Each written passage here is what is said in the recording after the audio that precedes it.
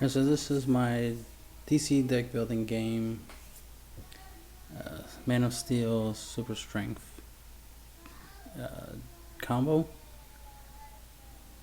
This is for the DC deck building game, like I said, the first set. So the supervillains, you should know how to play this game already.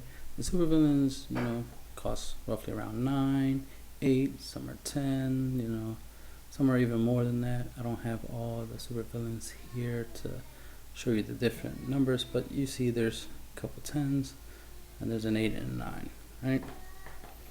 The beginning game, you start off with your starters, punches, vulnerabilities. You get 7 punches and 3 vulnerabilities to start the game with. So you have a 10 card deck. You draw 5 cards. You play with those 5 cards. Let's say you draw 3 punches and 2 vulnerabilities, which means you only have 3 power, because you see the punches says +1 power.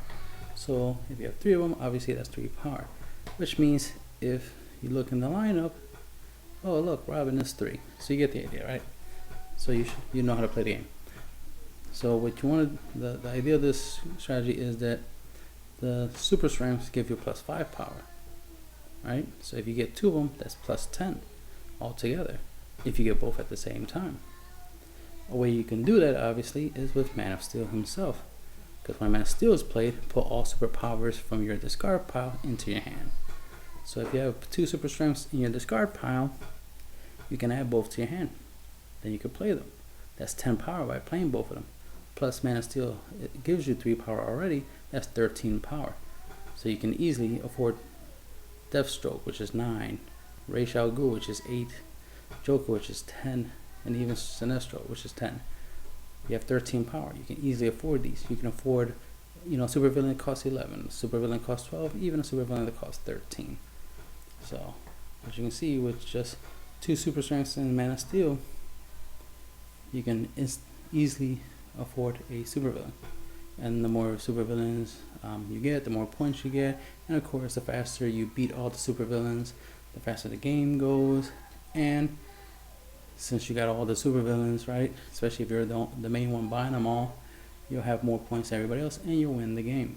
So this is obviously a strategy to win the game. You want to keep the deck small. All you really would need is Man of Steel and the 2 super strengths. That's what you'll need the most. But I like the idea of like a little bit of consistency, because if you play Man of Steel, get the 2 super strengths, then play the 2 super strengths, they go, they'll go to the end phase, draw 5 cards. The 5 cards you draw are probably going to be like punches and vulnerabilities, right? Because the game just started. All you bought was Man of Steel and 2 super strengths, right? You bought a super strength first because it costs 7, it's cheaper, and then you use the super strength with like a kick, because you also want to make sure you get kicks at the beginning of the game to help you buy the super strength, which will help you buy the Man of Steel, and then the Man of Steel will help you use the super strengths to buy the super villains, which is your whole strategy. So you start off with your punches, you go and buy some, like at least 2 kicks, because that's 3 kicks, because that's 6 powers. So if you end up with 6 kicks and a punch, that's 7 power, which is enough for a super strength. If you buy 4 kicks and you draw the 4 kicks, that's 8 power, more than enough to buy Man of Steel or super strength, or Bat Signal or Robin. As you can see, buying 4 kicks at the beginning of the game and then just getting only Man of Steel, super strengths will help you win the game. You don't really have to do much of anything. Something you can add to the combo is heat vision, because as you can see, 3 plus 3 power, which is not bad, but it can let you destroy a card in your hand or discard power. You want to get rid of your punches and your weaknesses, so that way all you're drawing is your kicks, your Man of Steel, your super strength, all your good stuff, so that you can buy the super villains faster and win the game. Which is the whole strategy of this combo, is that you want to win the game, right? So if you strategize and create this little simple deck, as you can see, it's just Superman and super strength. But if you want to add some consistency and and loop this strategy, of course, you can use 1 Robin and 1 hero, 1 Bat Signal.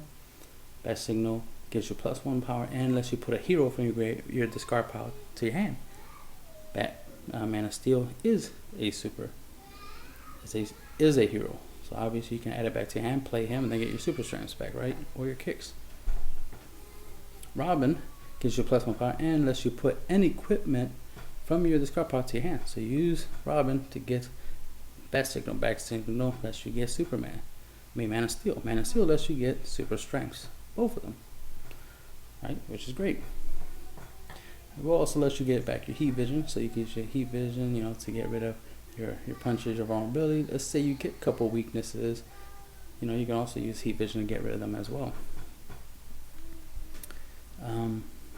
It's a super power, obviously, so Man of Steel will let you get it back to your hand so you can reuse it to get rid of your punches, vulnerabilities, and any weaknesses. Then, of course, you're using all that to gain the supervillains.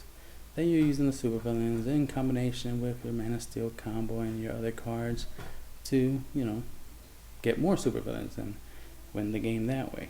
So you're using this strategy to get a couple supervillains, use those supervillains along with, you know, the Man of Steel and the super strengths, and get the remaining supervillains and win the game. And that is the end of the Man of Steel super strength combo video.